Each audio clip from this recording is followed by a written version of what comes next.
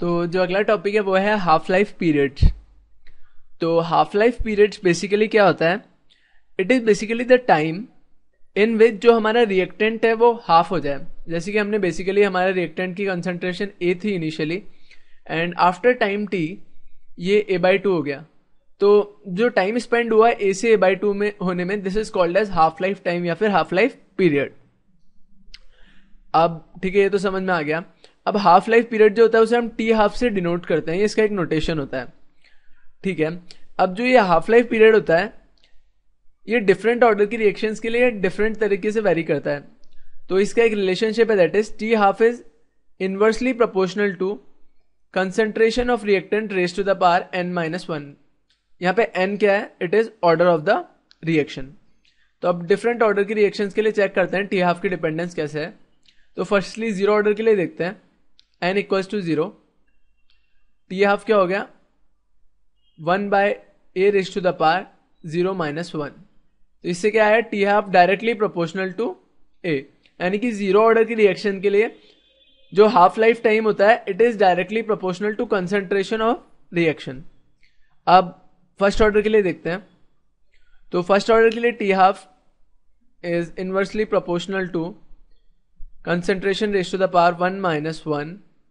सो इससे आता है डायरेक्टली प्रोपोर्शनल टू कांस्टेंट के, यानी कि फर्स्ट ऑर्डर रिएक्शन के लिए T half is independent of concentration of reactant, यानी कि चाहे 1 मोल हो, 2 मोल हो, 3 मोल हो, सब में का हाफ लाइफ टाइम तो सेम होगा for first order reaction.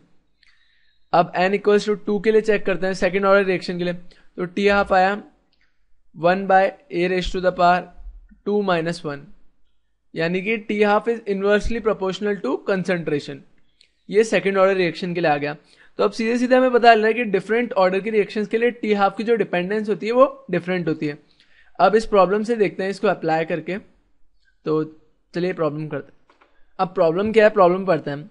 Problem the half life periods of a reaction at initial concentration 0.1 mole per litre and 0.5 mole per litre are 200 seconds and 40 seconds.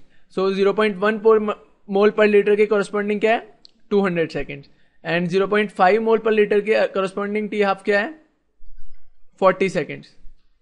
तो अब हमें पता है कि यहां पे T half on increasing concentration decrease हो रहा है।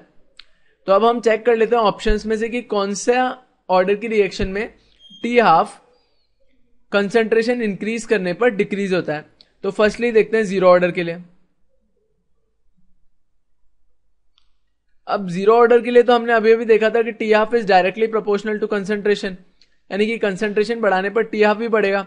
बट यहां पे तो उल्टा हो रहा है, यानी कि जीरो ऑर्डर रिएक्शन तो इस नहीं हो सकती। ठीक है, हाफ ऑर्डर रिएक्शन पे चलते हैं। हमने क्या कहा था? T half is inversely proportional to concentration raise to the power n-1। तो यहां पे अगर मैं हाफ रखता हूं तो टी हाफ डायरेक्टली प्रोपोर्शनल आता है concentration raise to the power half के, यानी कि यहां पे भी डायरेक्टली प्रोपोर्शनल आ रहा है T half. On increasing concentration T half बढ़ना चाहिए, यानी कि ये भी नहीं हो सकता क्योंकि यहां तो कम हो रहा है टी हाफ। अब देखते हैं फर्स्ट ऑर्डर।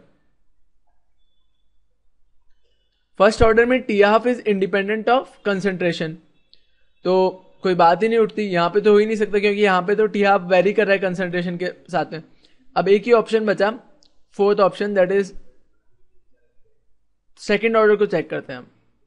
तो सेकेंड ऑर्डर रिएक्शन को देखें तो T half is inversely proportional to 1/a, यानी कि अगर मैं टी हाफ को बढ़ाऊंगा तो अगर मैं इसको प्रोपोर्शनलिटी साइन को हटा के कोई कुछ कांस्टेंट ले आऊं, तो लेट से k/a, और इसको सेटिस्फाई करने की कोशिश करूं तो ये सेटिस्फाई हो जाता है।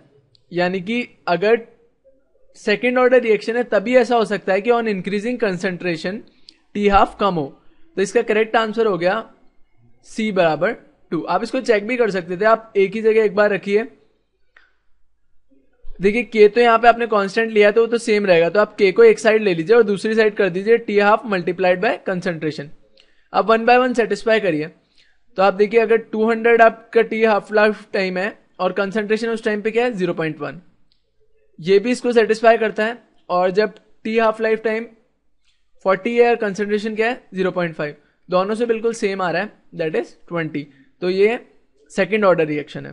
तो ये एक अच्छा प्रॉब्लम था और हमने कंसेप्ट को भी यूज किया हाफ लाइफ पीरियड के और इसकी डिपेंडेंस को कि कैसे डिपेंड करता है विद कंसंट्रेशन।